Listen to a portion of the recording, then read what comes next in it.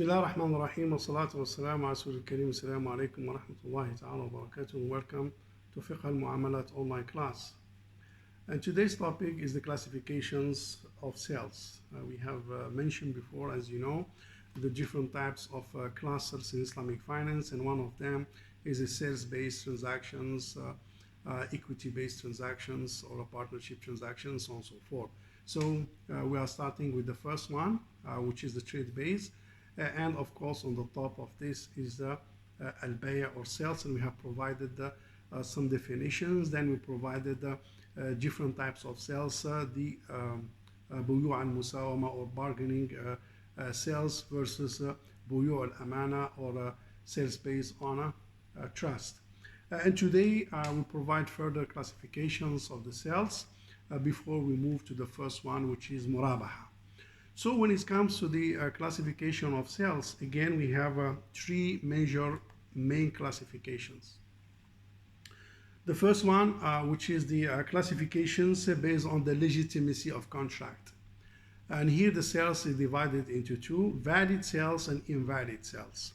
Of course, the valid sales is could be on the contract itself, like for example, murabaha, and salam and istisna and so on and so forth, and could be understood the valid from the term and conditions pertaining to the specific contract, whereby there are some Sharia requirements that has been discussed earlier that should be observed in the validations of the sales contract.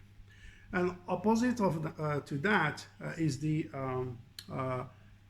invalid contract, and again here from two perspectives, the contract as it is not valid, such as for example bay'ul hasa, sales through turning stone, or bay'ul mulamasa, sales by touching the article. Those are sales which are not valid and were practiced before then have been removed from Sharia because they don't reflect the fundamental requirements and principle of justice and equity in doing trade and business.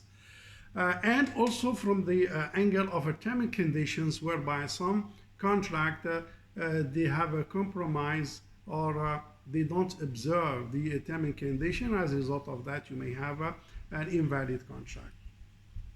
And of course, valid contract, which is what's called batil and fasid. There are some differences among the Sharia scholars, especially the Hanafi school of law and the Jumhur. I don't think it is a proper convenient time to go into that kind of debate among the Sharia scholars, but you can take it as at the high level. There is a valid contract and there is a invalid contract. Valid contract, so it's a contract that has been acknowledged by Sharia, at the same time fulfill the term conditions observed in the specific contract. Invalid contract, either it is not a valid contract, like for example interest, it is a contract but it is not valid, or a contract which compromise on the term and condition. As a result of that, it will lead to invalidations of this contract and have an impact on the subject matter. With regards to the impact, if it is a valid contract, the impact would be positive, whereby ownership would go to the buyer and the price goes to the sellers. And if it is a negative contract, so sometimes it depends on the circumstances and conditions and the scenario of the contract, the impact could be there, it could be on hold. It depends whether there is a process of rectifications or the transaction doesn't accommodate rectification but restructuring. And as a result of that, so the ownership may not move to the buyers and the price may not move to the sellers. It could be on hold or through a process of restructuring. So that's the first one. This is just high-level descriptions on the classification, because later on, when we start with the first source and we go throughout the list, we will cover those contracts in details. But this is just classifications. I will not provide the details to manage the time and to avoid the overlapping repetition in the future discussions on this specific related contract. So the first one is a classification from the legitimacy, valid and invalid. That's one. The second one is basically the classifications based on the exchange items. And here we have three types of contract. Number one, we have a barter trade, بيع المقايضة. بيع المقايضة is basically commodity versus commodities.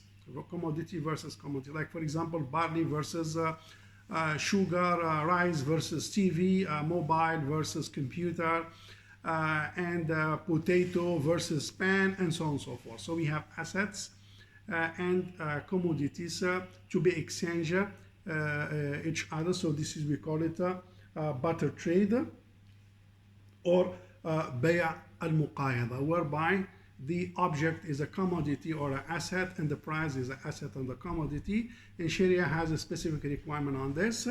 We'll talk about it later on, especially when it comes to the rabawi items, whereby you are free to transact among this commodity the way you like.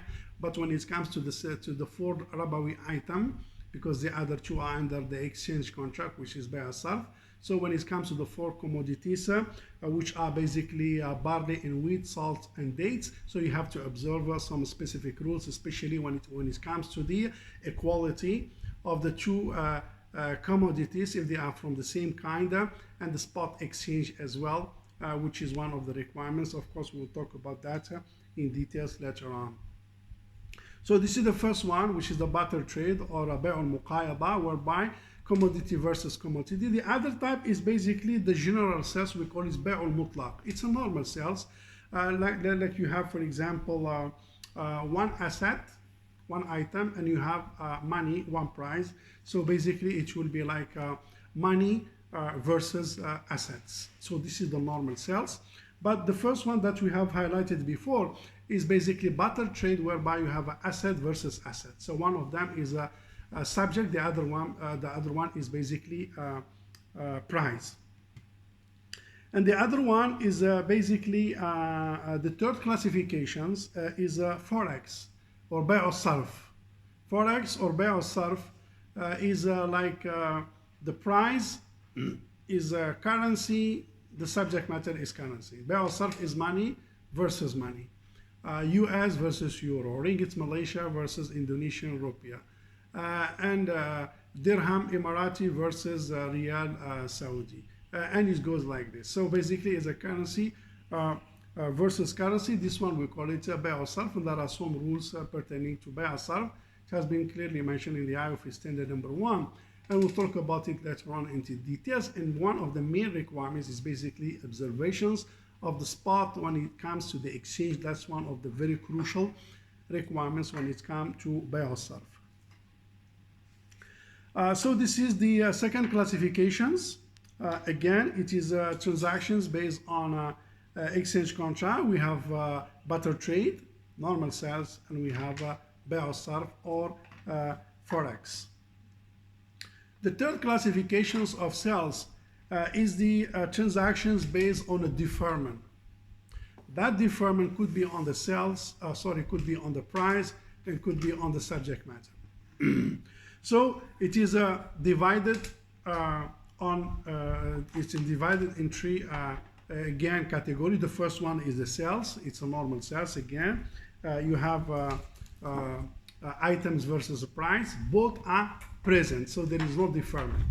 So this is classifications with regard to the deferment, meaning whether there is a deferment or not. And if there is a deferment, is the deferment on the price or on the commodity? That's the classification. So the first one is basically the deferments. There is no deferment at all. So assets and price both are present. So that's normal sales. Now the second classification is bay'u bit-taman ajil, sales by deferred payments, which means that the asset is present, you take it now, but the price you will take it later on. So it is a deferred payment. And most of the banking transactions fall under this category, whereby the Islamic banking facility, they will sell you a car, they will sell you a house, you will get the asset now, then you pay later through specific installments. It could be 5 years, 7 years, 9 years, 30 years. It depends what kind of products and what kind of terms and arrangements between the clients and the financial institution. So this is the second one, the deferred payment, which is more popular and more related to the debt-based transactions in banking. Now the third classifications is the forward sales or future sales, we call it, which is bay' salam. Bay' salam is the opposite of BBA. You advance the money is advanced, and the asset will be deferred later on. So, like for example, you advance 100% the capital of specific commodity. Let's talk about dates. And the dates will be delivered after 5 months, 6 months, 7 months, 9 months. So that's fall under the deferment. So that's the major classification of sales. Again, if I recap, the first classifications is a classification based on the legitimacy of the contract of sales. We have valid sales, invalid sales. Second classification is a classification based on the exchange items. We have normal sales, and we have a barter trade, or bay' al-Muqayada, commodity versus commodity, and we have bay' al-Sarf or forex, cash or currency versus currency, money versus money. Now the third classifications is the classifications based on the status of deferment. Then we have 3 classifications as well. The first one, both price and commodity are present. That's the normal sales. Number 2, we have the BBA, bay' bitaman al-ajil. The asset is advanced, payments is deferred. It could be 100% deferred. It could be installments balance, what's so called, pays on specific time, or it could be advanced, then the balance paid through installments.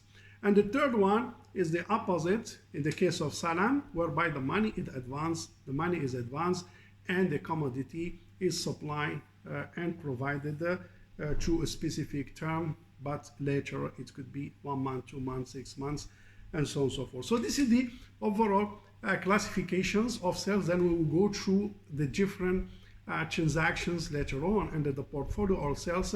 We'll see this kind of contract, and we'll try to address it one by one. With that, thank you very much, and see you inshallah in the coming session. Wassalamu alaikum wa rahmatullahi ta'ala wa barakatuh.